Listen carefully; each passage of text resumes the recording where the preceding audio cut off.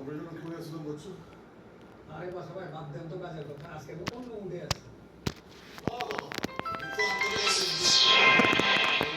তোমার ডিস্টার্ব করার কি আছে? কি করছো? না বাবা ওটা মাসু ভাই বলে না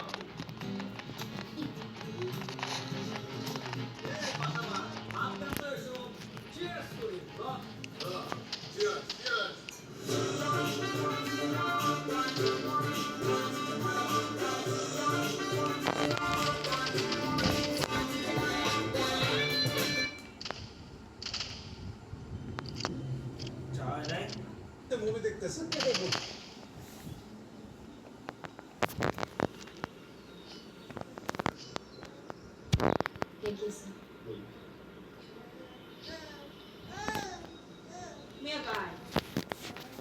আমি কিছুটা করছি না।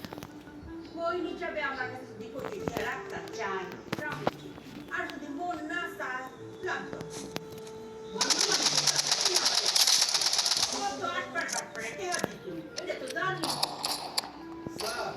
আমি নিজে খোঁজ দিচ্ছি যে লাভিয়া সলিড একজন মানুষ, এলাকার কোথাও কোনো বদনাম নাই।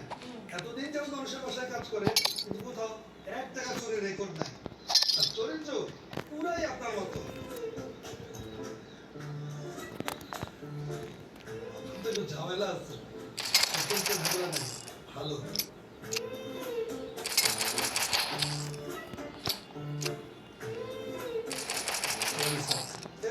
আপনি বলুন না।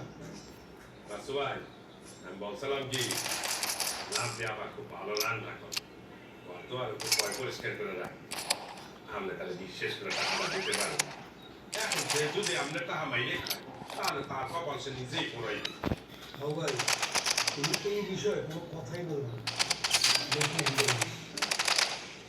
তুমি সহজ সরল, তোমাকে যে যেটা বলে তুমি সেটা বিশ্বাস করো।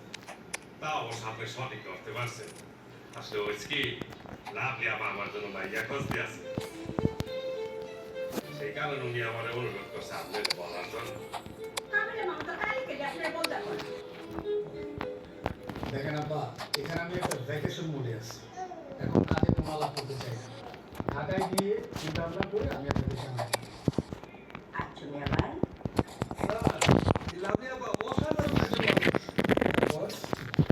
মানুষই হয় না, সে মায়ের মতো, সে বোনের মতো, সে খুবই বিশ্বস্ত একজন মানুষ। একটা আগা বাধা জিনিস তো পেছন দিয়ে পড়ে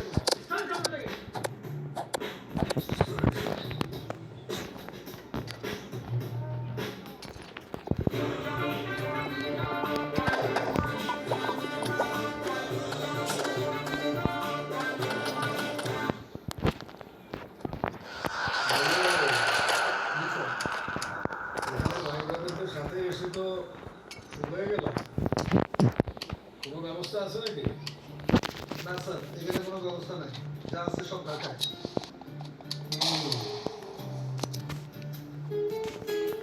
কি ব্যাপার, তোমার কি মন খারাপ নাকি? জি স্যার। কি হয়েছে তোমার? থাক স্যার, আপনার শুনতে হবে না। আর কি হয়েছে বলো না, আমি তোমাকে টেক কেয়ার করি না, বলো। স্যার, আপনি হেলিকপ্টারে আসলেন, আমাদেরকে নিলেন না, আমাদেরকে পাঠালেন বাসে। ঠিক আছে, বুঝলাম হেলিকপ্টারে খরচ বেশি, কিন্তু এখানে আসার পর স্যার আপনি আপনার ভাইদের আমাকে বলে গেলেন। আপনি একা একা সুইমিং করলেন, যা করেন না। আপনি ড্রিঙ্ক করলেন, সামলেন না। আমি একটু কষ্ট পাইছি, ও একটু কষ্ট পাইছে। সারা বছর তো সবাই আপনাকে সার্ভেন্সি।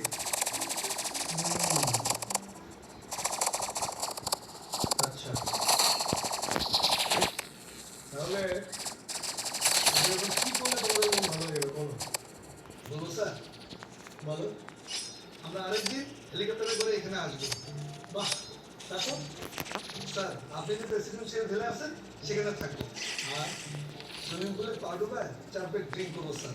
আর স্যার, আপনি অনুমতি দিলে গার্লফ্রেন্ডকে সাথে নিয়ে আসবো। বাংলার তো একটা মোটা জিনিস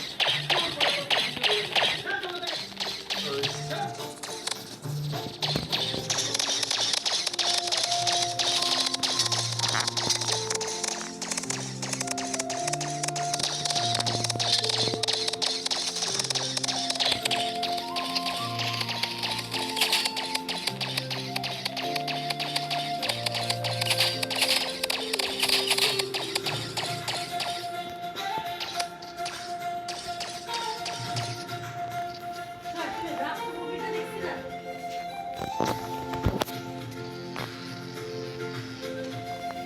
বলো তো?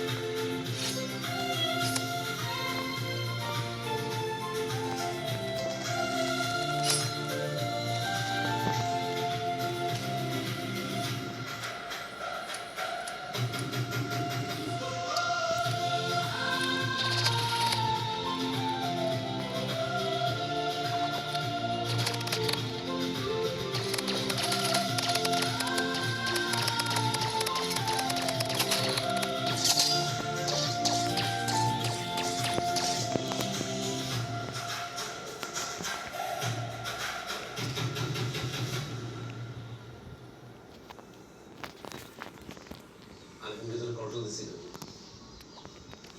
আজকে যদি হিগে আইয়ে হিগের মেন্টাল টর্চার করি হিগের ফ্যাটের ভিতরে সব কথা বাইর করে নেয় প্রিসাইজ এত বছর পর দেখা হচ্ছে এখন এত 500 টাকা কেন করবো হিগের ভালো লেই করে ও যদি নিজে থেকে শেয়ার না করতে চায় কেন ওকে পোস্ট করবে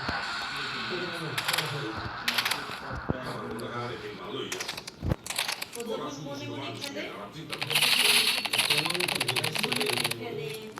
তুই খাবার কথা বলিস না তুই আমার চাই সত্যি করে বলছেন আমি কিন্তু দিকে তাকিয়ে আমার কি বলো আমার কাছে মনে হয় আরিফিনকে অল্প রেগুলার টাকায় আরে তোর ঝগড়া হয় আমরা যেটা দেখছি ওটা একটা অ্যাক্সিডেন্ট ছিল অবশ্য আরে না খেলস না হয় ওর বউরে আমার সামনে আয় না বহে না আমগুলোকে ঠিক মতো পরিচয় করে আমার একটু কেমন বিস্কিটের যেন ছাড়া ছাড়া পায় বিস্কিট খেয়ে অনেকদিন হয়ে গেছে না এখন আমাদের কাছে একটা আইস তৈরি হয়ে গেছে এটা ব্রেক হলে সব ঠিক হয়ে যাবে আরে জামতুবির যাওয়ার কে রাইছে কাবিলা কই তোরা এতে এখান দিক এই যে না রে আসো আরে বন্ধু তুই একটু পারফেক্ট টাইমে চলে এসেছিস রে আমার জামাই সাথে যখন বিগুলো তোর মধ্যে কি এটা জানিস এবার আমি ঢাকা যে ডিসিশন লইছি বিয়ে করে দিই আচ্ছা ভাই দেখছিস না পুরো আদর্শ একটা হাসবেন্ড বউয়ের কথা বিয়ে করি আর যদি কখনো বিয়ে করি আর কোনো মতো হাসবেন্ড দেখছো সঙ্গে কথা বলছে আরে দুষ্ট করে আলফিনে দেখলে মনে হয় এগার বউ আমাদের এখানে আনজেলের মতো থাকে এর আলফিনে খুব বলে নিয়েছে কাবিলা কি বলে জানো আচ্ছা তাকে আনতে বলা দরকার নেই বুঝছো বলি না আচ্ছা তাকে বলা দরকার নেই কথা বলছো তোরা আমার নিয়ে মজা নিতেছিস তাই না আমি তোদের অনেক পছন্দ করেছি তোরা কি ভাবতেছিস আমি খুব ভালো করে বুঝতেছি পৃথিবীর সবার কাছে লুকাইতে পারলেও তোদের কাছে কোনো কিছু লুকাইতে পারবো না। আমি আসলে আমার ম্যারিড লাইফে হ্যাপি বুঝলাম না রেগুলার টাকায় আসলে দাঁড়ালে তো ভালোই দিত সলভ করতে পারতাম আমাদের মেন্টাল ফাইট হয় তোর বলতে একদিন অনেক সুন্দর আছে তুই তারপরে বাচ্চা একদম ঠিক এটা লগ গেছে ডক্টর অফিস এর বন্ধু তোর সমস্যা কি স্যারে বলছে তুই কি একদমই হামসা না পেলেও কোনো সমস্যা নেই আমার বাচ্চার একই সমস্যা হয়েছিল আমরা দেখবো নিবি একটা আগুন মানাবাইছি কাবিলা মানুষের লাইফে সেক্স ছাড়াও আর অনেক কিছু আছে আর কি আছে দাও দাও বুঝতে পারি আমার 1 বছরের রিলেশন আর 1 বছরের ম্যারিড লাইফ আমার লাইফ টোটালি ফাকড আপ হয়ে গেছে আব্বা সেপারেশনের পরে ভাবছিলাম আমি কোনোদিন বিয়ে করবো না। কিন্তু মেহুর সাথে পরিচয় হওয়ার পর ভাবলাম লাইফে সেটেল হয়ে সংসার করি। এখন দেখতেছি আমার আব্বা আমার ম্যারিড লাইফের চেয়েও আমাদের ম্যারিড লাইফটা আরো বেশি টক্সিক আচ্ছা কি প্রবলেম আমাদের সাথে শেয়ার করো আমরা সবাই ডিসকাস করি তো সরি সব আছে আমরা অলরেডি ডিভোর্স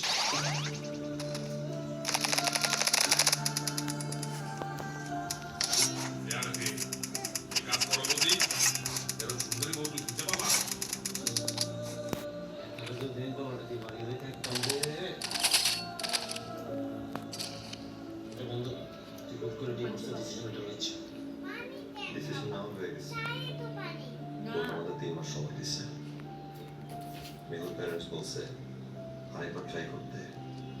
করা যায় কিনা সে কারণে এখানে করতে আসছি। তাহলে তুমি এখানে কি করতেছো? যাও, তাকে টাইম দাও। গত দুদিন ধরে তুমি আমাদের সাথে করতেছো। হ্যাঁ তুই জানি করবো জামাইবো আরে খারাপ লাগছে, চিন্তা করছো। কাবিলা, দিস ইজ লাইফ। আমি তোর সামনে হালকা ক্যারেক্টার করি। তোর অ্যাক্টিং অত বন্ধ হয় এখানে আসার পর প্রথমে আমাকে যে অবস্থায় দেখছিস ওইটাই আসলে আমার লাইফের রিয়েলিটি।